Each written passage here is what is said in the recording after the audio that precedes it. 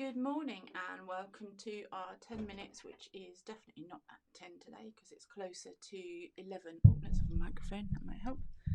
So it's closer to 11. I am back from Marrakesh, so I thought I would wind up this week with a quick overview of the 4 things I learned, or my 4 big takeaways from Marrakesh. Now, I went to Marrakesh, which is a business retreat, to work more on my business. So I'm looking to grow and I'm looking to take my business to the next level and stop selling time for money, which is what most business entrepreneurs are doing now. So the challenge with selling time for money or selling a product is that you're constantly chasing the new client or the new sale or the new price increase, but you're constantly trading your time for that cash, and there only is a finite amount of that time. So let me share what I've learned with you and think about this from your business perspective. So I'm going to talk to you about this from my business perspective, but I need you to think about this from your business perspective. So let me just share my screen and I'll show you where we're at. So lovingly drawn, as you can see, on A3 sheets of paper on my kitchen worktop this morning. My wish list as a business owner, whether I was employed or whether I was in my own business, my wish list has always been to earn more money because I'm the sole provider for our family, to do more money in less time, because I don't want to be working 60 to 80 hours a day, which I was in my old corporate job, and to then have more control over what I'm doing, more control over my destiny, more control over my journey, more control over my pension, more control over my day. So generally, anybody who goes into business does it for 3 reasons. They want more money, they want to work less hours, and they want more control. And quite frequently what happens is you end up with less money and you're working more hours and you feel completely overwhelmed and out of control. So what do we need to do about that? Well, we need to have a look, if we're in business, at our customer success path. So it doesn't matter what area of industry, business that you are in. When you have a customer, that customer is coming to you at a point of pain, and they want to leave you at a point of gain. So they're coming to you for something. You need to offer them a solution to their business problem. So it might be that they need an image to publish for a Facebook advert. They might be coming to you because they've got a headache and they need a resolution. They might need marketing assistance and they need a resolution. They might need accounting assistance and they need help with that. Every client who comes to you has something that they want from you and that they're willing to pay for, whether it be a goods or a service or a knowledge. So let's have a look. So in my world, a typical success path might be that somebody feels out of control with their business accounts. They don't have control over the business accounts and they want to get more control over them. So a typical success path for our customer would be, first of all, we would look at the bookkeeping. So the very, very basics of your accounting systems will be your bookkeeping, and we'll be looking at measuring everything that goes in and out of the accounts and how to manage that. So that's, using a system perhaps such as Xero and just measuring everything that comes in and taking everything that comes out and understanding what that means to us and making sure that we've got everything captured. Then my typical client would have a set of management accounts. So they would need meaningful management accounts and find out what it is that your business is trying to tell you. So this is step 2 on my value ladder. Or my success path, you can't move up to step 2 until you've achieved step 1. So think about how that works in your business and where your clients have to move from in order to get to your ultimate goal. So in my world, we need meaningful management accounts to work out what your business is trying to tell you. So that might be that you're making a profit, that you're making a loss, that one particular product or service perhaps isn't making a profit and needs to be tweaked or modified in some way to make sure that you're making a profit, or that something is doing particularly well and we might want to do more of that. The next step on the success path is for a typical client of mine to then collect cash. Now, most people have processes and systems in place for collecting cash, but what can we do to collect that cash faster and collect more of it? So minimizing bad debts, minimizing the risk, how to get that cash in faster and how to automate those processes. Now, a typical client of mine is also looking to do more in less time, and you might be finding the same in your world. So we would be looking at the app stack and looking to build efficiency with automation. And where are the gaps in those financial processes? So remember that my success path for my typical client is based on the accounting systems and the accounting processes in their business, but yours might be in marketing, it might be data collection, it might be any other area. So think about how this works in your business.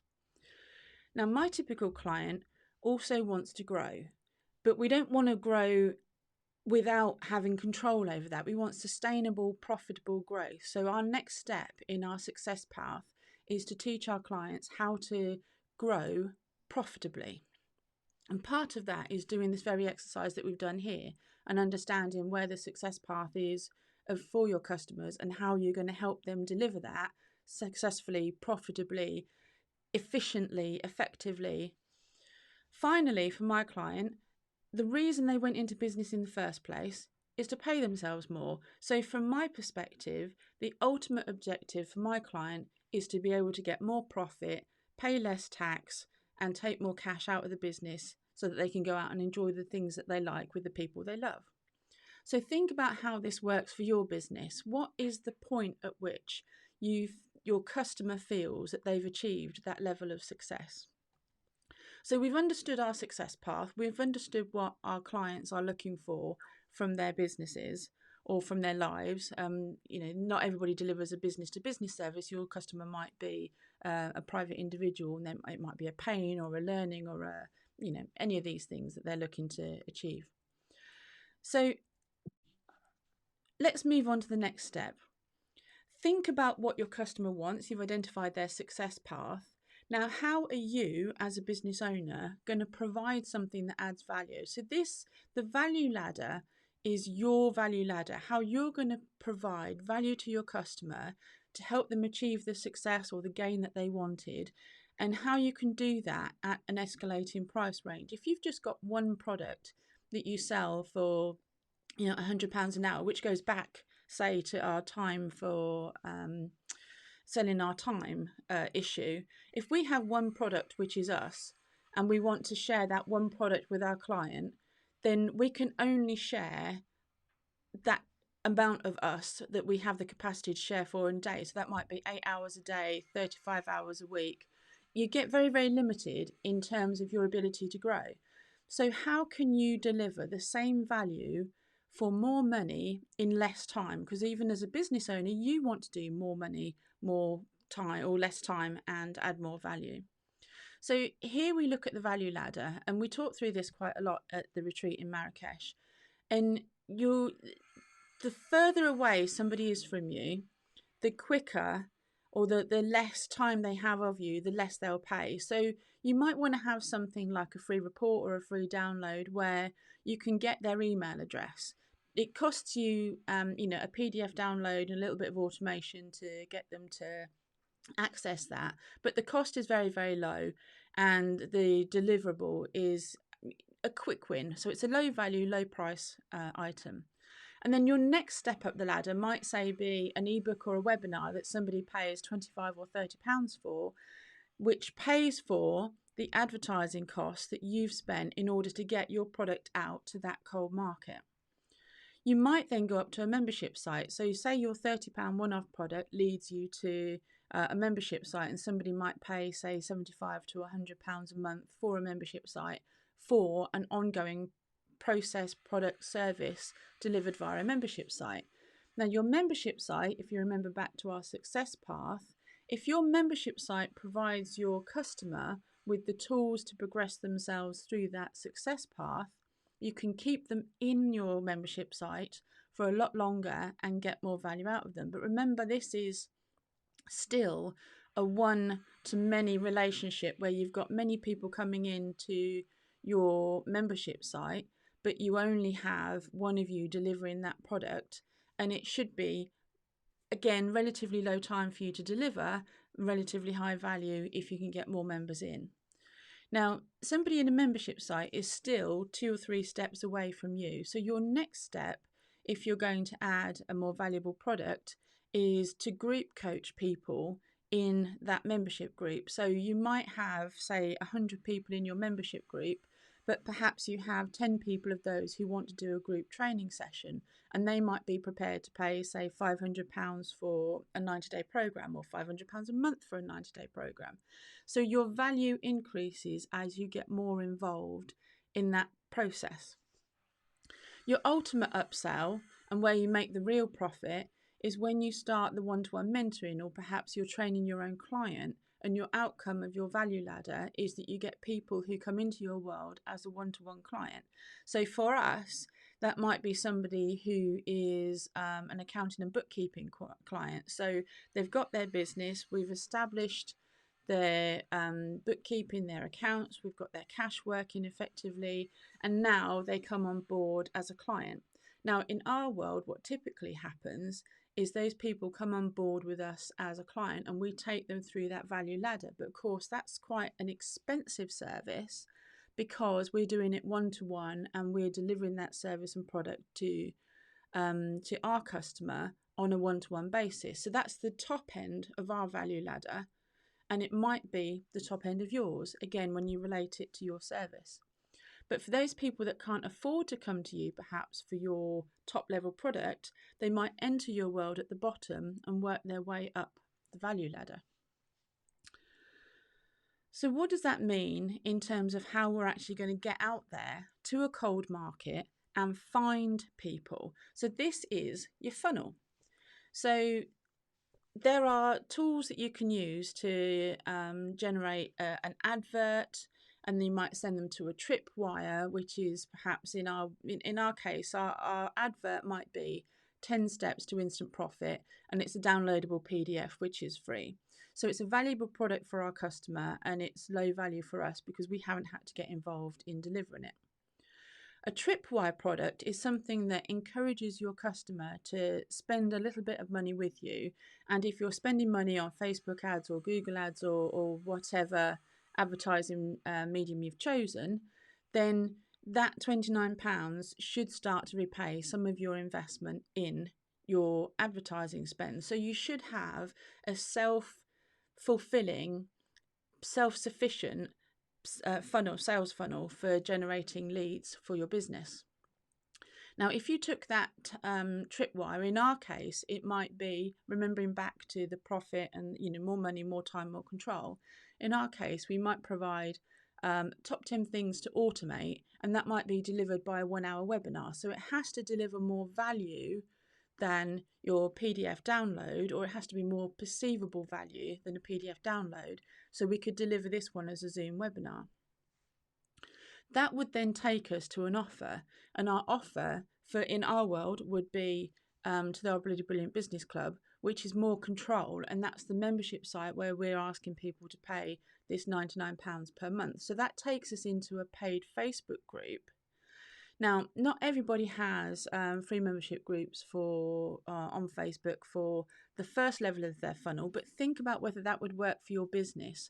What could you do to bring people, either you're getting their email addresses for your email list, or you're bringing them into a Facebook funnel or a Facebook group so that you've got your undivided attention in there. You could be posting snippets, answering questions, doing the Q&As, doing the occasional lives. We do them daily, but not everybody wants to. And think about how you can then nurture that free group to encourage them to become paying clients. So in our world, this would be Our Bloody Brilliant Business Club, and we'd push them or try and promote them into our membership club. Now, of course, nobody has to go anywhere further than the free group, but if you're in business and you're trying to make a profit, what you're trying to do is encourage people to move from step to step and encourage them to be clients. So think about how that again works in your business, and motivators, what things can you deliver for your customer that would make them want to buy something from you. It needs to be an irresistible offer. It needs to be so obvious that it's a no-brainer and they just want to come into your world. So then think, once you've got your membership club or your offer in place, so again, it might not be a membership club, you might have an online course, depending on how and it works for your business. And then think about your upsell. So bringing people into a membership club gives you access to a lot of people, and a lot of people access to a limited amount of you for £100. So if you had, 100 people or 1,000 people in that group, obviously you can see how that monthly income starts to build up. Now, your upsell might be an online training program for 90 days that takes people further into your world, brings them closer to you, and helps you get more hands on whatever process it is that you're trying to help them with.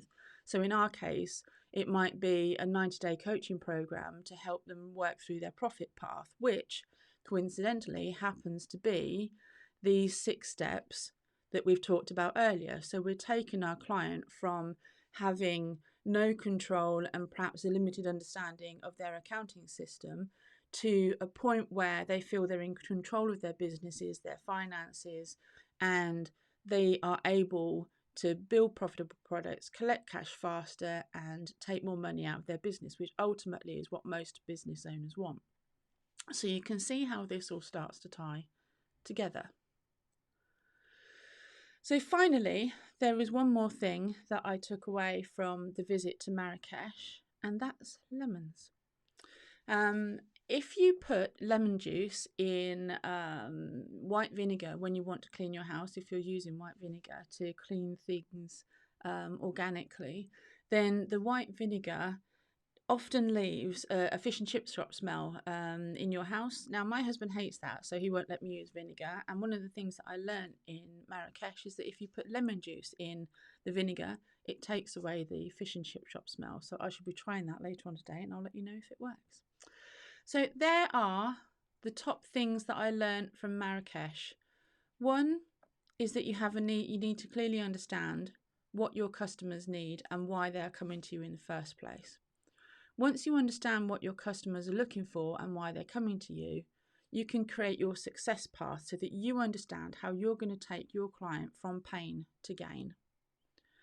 Once you've done that, you can work out your product stack and your value ladder to work out how you can deliver your product to your ideal client to take them through their success path. And the more successful you are, the more likely you are to keep your customers longer to achieve their ultimate goal. So it's all got to be about them. And then finally, you've got your success path. You know what that is. You know what your value ladder is, so you put your products in place. Thirdly, you actually have to go out and sell that. And you want to do that at low a cost as possible. And you can achieve that with a self-funding funnel. So that's my takeaway this week from Marrakesh. And Harry and I will be back next week, where we'll see you then. Speak to you soon. Bye.